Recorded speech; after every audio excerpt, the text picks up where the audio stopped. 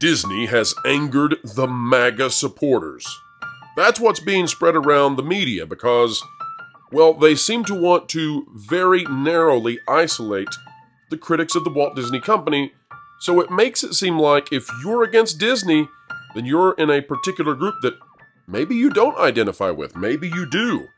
But a game is being played right now, and what they want is they want to corner the critics of the Walt Disney Company. We're going to show you how that is being played out in the media and what you can expect to go into overdrive in 2024.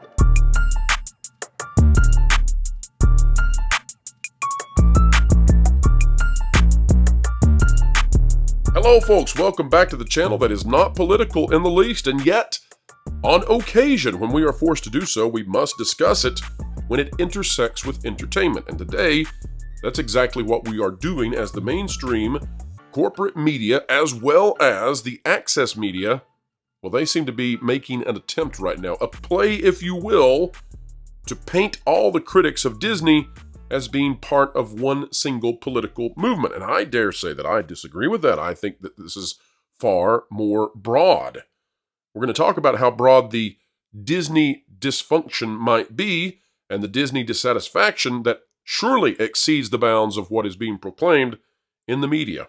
Folks, hang tight. This is a very spicy, yet very interesting and elucidating conversation that you just can't miss starting right now. This out of Newsweek.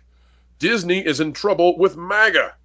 Here's the article. We'll read it. I'm just hearing about this for the first time. What? I was going to say Newsweek, always on the ball and up to the minute with their latest revelations. That's right. Disney is losing its popularity amongst Trump supporters, according to an exclusive poll conducted for Newsweek. On December 8th, Redfield and Wilton Strategies grilled 1,500 eligible U.S. voters on the animation behemoth, with participants asked, to what extent, if at all, do you think the quality of Disney films have gotten better or worse in recent years? 46% of Trump voters said Disney movies have gotten worse or much worse, compared to just 16% of Joe Biden supporters, which, by the way, folks, means that if you combine those two numbers together, you get the majority. When asked for their thoughts on the company as a whole, 38% of Trump fans had an unfavorable or very unfavorable view of Disney, while only 12% of Biden voters felt the same. Add them together, what do you get? Bibbity-boppity 50%. 2023 was a difficult year for the entertainment giant. During Disney's November earnings call, CEO Bob Iger said the company had focused on quantity over quality, resulting in a series of flops. The studio's latest movie, Wish, underperformed despite being released over Thanksgiving weekend, earning $31.7 million compared to the expected $45 to $55 million. Newsweek, get with it. That thing was being projected to make $90 million just a few months away from its release. Those numbers kept dropping and dropping. 45 to 55 is what they said right before it came out. It still couldn't make that. Now, here's what I would say, guys. I think that this article is doing something. A little sleight of hand here, and I want your take on it. I believe that Disney is not in trouble with MAGA. I believe that Disney is in trouble with moderates. And I think that the mainstream media, what they're trying to do is they're trying to paint those who are against Disney into a particular corner. They're trying to say to the moderates and to the people on the left who also agree that you don't want to be against Disney, because if you're against Disney, then you're MAGA. You're a Trump supporter. And that's what the attempt here is to do. They want to, what would you say? They want to fracture the audience, and they want to make sure you know that if you disagree with Disney in any way, put on the red hat. And there are going to be enough people out there who are uncomfortable with that idea that they're going to say, no, I don't really want to talk about Disney. That's the attempt from, I think, articles like Newsweek. Panel, what do you think? I absolutely agree. That's a brilliant insight. And people who don't vociferously say whether they're for Disney or not, or Trump or not, are still going to vote. And they're going to vote their feelings and their conscience. And that's not good news for the other guys. Well, you cannot have the type of year Disney has had if it is only people who identify as Trump supporters who have left you. That would be, let's say that's 40%. Let's say it's 45%. Okay. How much did Wish drop in comparison to other animated films that Disney's put out? 70%? 80%? That 70% was on almost no box office to speak of anyway. So that is an accomplishment on top of an accomplishment in failure. Indeed. And the fact that they gave up on it so early and they're not putting out numbers anymore and all the rest of it means they don't think it's going to turn around once those Biden voters come to their senses and start going to the theater. You know, a lot of people have asked me, when is the point at which we will know that Disney has failed, thoroughly failed at the box office? And it is when they release a picture that is not woke and parents still don't show up to see it. We'll know at that point that the damage is done because people have moved on from Disney. And I will say, Wish, there wasn't a lot to speak of anyways there. I guess the real question is if they release a good movie, which Wish was not a good movie, that doesn't include all of this gender stuff, and people still don't show up. That is the point at which Disney is definitely beyond repair. And the proof of that was that person, I forget where it was, one of the comments or one of your people who said that they run a movie theater and they got phone calls. Is it safe to take my kids to see Wish? Well, that was just amazing. That just totally blew me away. Right, and they got that question on a Disney film in a way that they don't even get for general children's entertainment. That was a story we covered, but that actually came out of a theater in Minnesota. And Culture, we accidentally cut you off with a clip earlier. I promise we won't do that again. But Culture, could you give us your take on who has Disney actually gotten themselves in trouble with? What's the right way of framing the demographic? I think they've gotten them. I think they have themselves in trouble with just the broader audience. This is a problem that they just can't admit, especially a publication like Newsweek, which is thoroughly owned and corrupted at this point. But it's the broader audience. People don't want to be prophesized to. They don't want to be. They don't want to feel like they go to a film for a lecture. They don't want to consume goods and products that just that's all they essentially have to offer.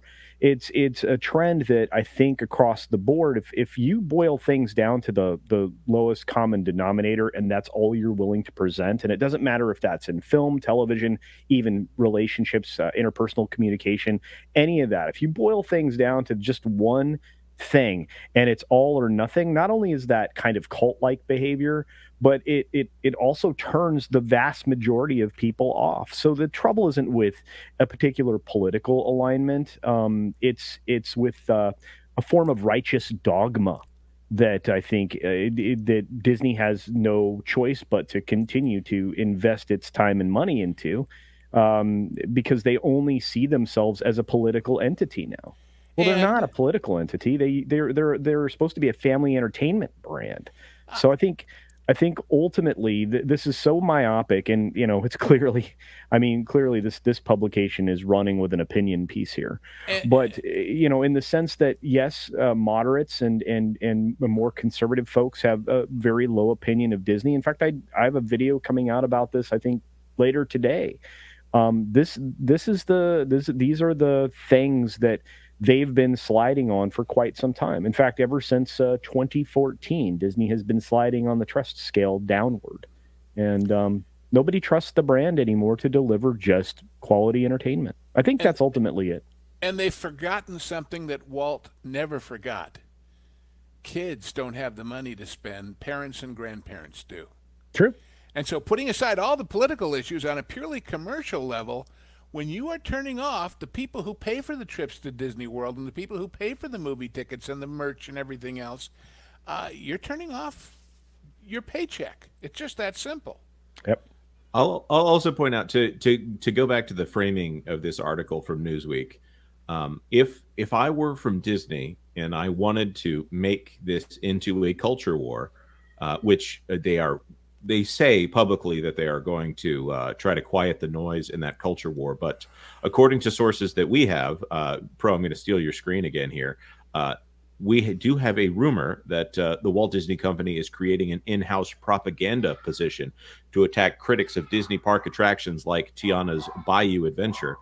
And I'll give you your screen back now. Well, no, but you're exactly right, Jonas. And we looked into that and found some. Yeah, It's true. I mean, yes, you are reporting it as a rumor, but it's absolutely true. They're replacing some staff that used to do that under Xenia Muncha. That's what we found, Culture. Yeah. I'm glad you found the same. Yeah. And I'll by just the say way, 4 months ago we found some stuff. And hopefully very soon we can start talking about that with specificity. I just don't want to put out a name out there. Yeah, I can't do that. Have that wrong and so. But anyway. when when that story comes out and specifically talks about this attraction we all just talked about a few minutes ago, they already know people are going to not like it. Never mind Iger saying it's boring. People are going to say a lot worse, and they're going to be angry because they've been deprived of their favorite attraction as was formerly. So, it's one thing to say we got to have somebody in general to answer complaints like that, but when they specifically tie it to something that hadn't even opened yet, they know. And this is something I've been mentioning all the way through this. They know very well that these things are flopping. As I've always said, the fact that they didn't put the new indie characters into the stunt show at the studios or into meet and greets, somebody in the park said, let's not do that. I mentioned Lou, I bet you haven't seen any news articles about whether or not the Halle Bailey version of The Little Mermaid is still at the parks. There you go. Isn't that funny? I wonder why the journalists never take the time to find out is that version of The Little Mermaid still there? And I mentioned to a couple of you guys earlier today, I happen to be on the Disney. For those who don't know what a screener is, when you vote on the awards the various guilds give and the Academy Awards and things like that, which I vote on some of those, you get what are called screeners. And it used to be discs that you were ordered to destroy after watching, and some of them gave me such pleasure to destroy. But now and they self detonate also. But now it's mostly 5 seconds. links to a coded site that you have to have a special password to get into. And I was on the Disney/Fox Searchlight site last night, and I thought, I never did see the famously bad indie movie. Maybe I'll go look at it. Well, their site was screwed and I couldn't stream it, but the synopsis on that site begins, in the final chapter of the great story of Indiana Jones. Now, we all knew it was Harrison Ford's last one, but they never promoted that movie as the end. It shows that to the industry who are now going to judge this thing, they're giving up. They're giving up on all of this. And also, the reason I was there was to see a charming, if woke, movie called Flamin' Hot about the creation of spicy Cheetos that Eva Longoria directed, and rather well. Like I say, it's got a lot of woke in it, but that's movies these days. But I didn't get an invitation for the indie movie. I didn't get an invitation for Multiverse of Madness. I didn't get an invitation for even Guardians of the Galaxy 3 or Marvels or any of them, which means, what does it cost them to send an email out to a list they've already got? Nothing. It isn't like they had to actually make discs and send them like they used to. But they're not even, for the vanity's sake of Mangold and all these other directors, asking people in the Directors Guild to even take a look at their movies. I only found it by accident because of the one they did send, which was Flaming Hot. That just boggles my mind, that they're not even promoting those things for these awards, even if they don't think they have a chance to win, just because, hey, we got to pay tribute to his ego or whatever. And folks, it's a wrap again today. Put a bow on it just like those Christmas presents under your tree. What's that? You don't have those wrapped yet? Well, you better get on it. Folks, we hope you had a great time. If you did, consider clicking the like button, share, subscribe, and when you click it, you stick it to the algorithms. It's the notification bell. Drop a comment down below. Let us know your thoughts. And folks, as we say each and every time at the end of these videos, and we mean it, keep learning, keep growing, and keep having fun.